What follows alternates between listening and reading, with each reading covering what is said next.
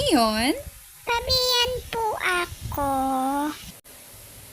Ako, naman tayo.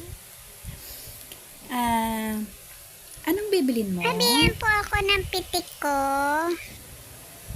Yung may chocolate sa loob, yung mahaba. Ha? Yung ganun yung may chocolate sa loob, yung kulay around. Pitik ko?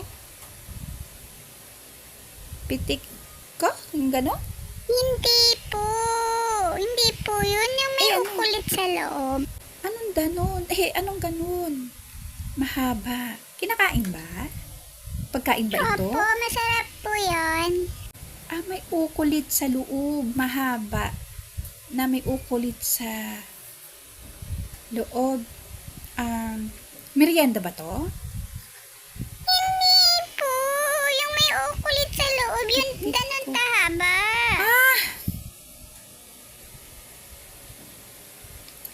Wala kaming pitik.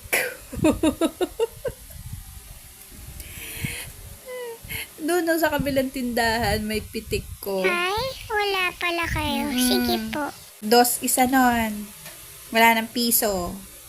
Alamat po. Sige. Mama, wala naman pala silang masmooth yun. Alamat din. Apitik ko eh. Doon daw sa kabila. I need an interpreter.